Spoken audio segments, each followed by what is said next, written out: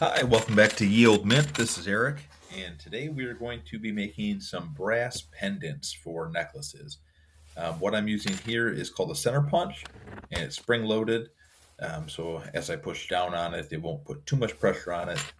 And as you can see on that one, it does what it does. It creates a little dimple, so that way when we go to drill a hole through these, the drill has a spot to land, and it helps keep everything clean and neat and organized. So I'm going to go ahead and punch 7 of these, and then we're going to get it loaded up in the anvil.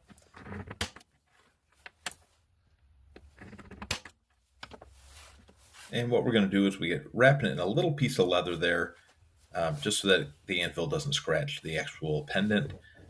And we're going to go ahead and tighten that up. And as you can see, I didn't tighten it hard enough and dropped it right in there. So we'll put it out of there and try again.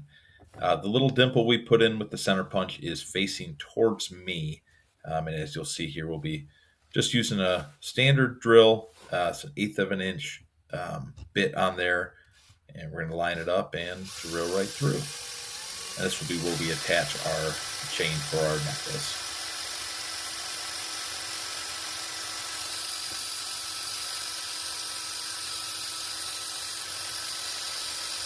And as you can see, it takes a little bit of time to drill through there, but we are getting some pieces of brass coming off there. You can see a little bit on the front of the anvil. And then we're about to punch right through the coin here shortly. And as you can see, now we're going to go ahead and grab a little tool here just to knock the burrs off.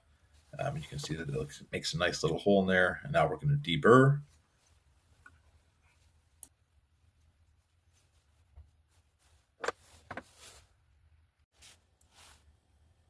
And right now we're setting these up. We're doing 7 pendants today, and we are going to anneal these, and then we are going to let them air cool. I had some previous issues with my laser working properly, and we did some brass coins in the last one. They did not get the proper temperature. They did not get the strike rate. Today I'm making extra sure we get it to 700 degrees.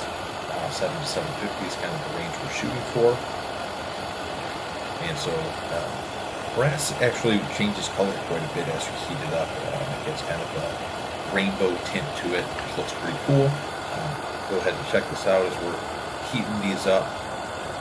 Once they're done, then we'll go ahead and let them air cool for probably about 4 hours or so. I don't know that we will need that long, but I need a break for dinner, so it is what it is.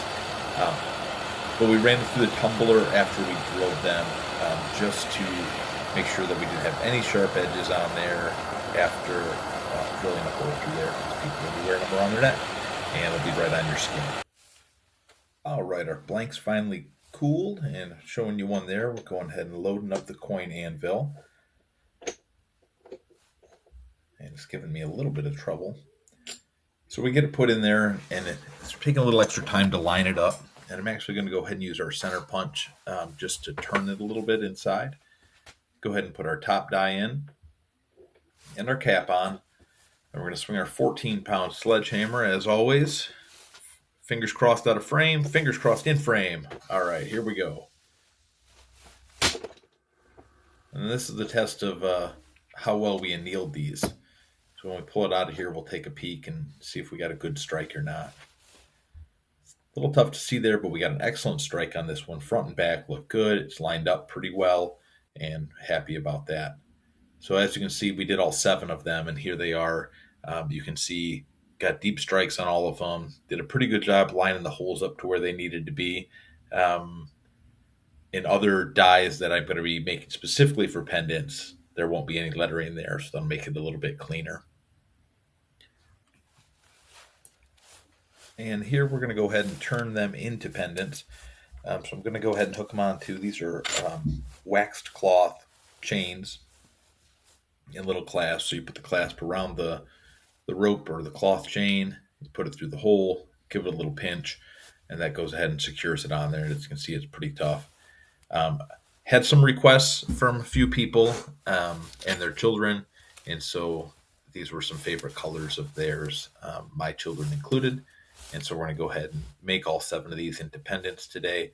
And as you can see, I carry quite a few different colors of the rope necklaces, and they go up to 20 inch. So even if you got a pretty good sized neck, a big neck even for a grown man. They'll fit on there. I wear one myself, and it hangs a little low because my neck's not quite 20 inches.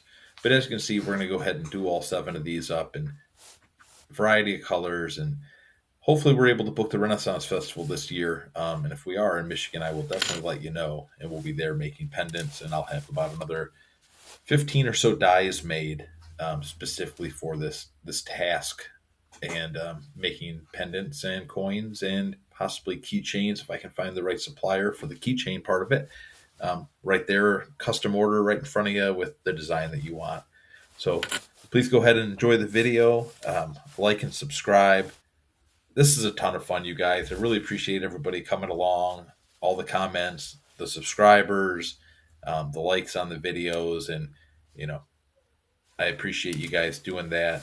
It helps make things a little bit easier for me. It makes me feel like somebody's watching for all the work that goes into the process. So thank you guys very much. And as you can see, as we're wrapping up here to the end of the video, we've got 7 beautiful pendants, and hopefully all the kids like them. And we'll see you on the next one.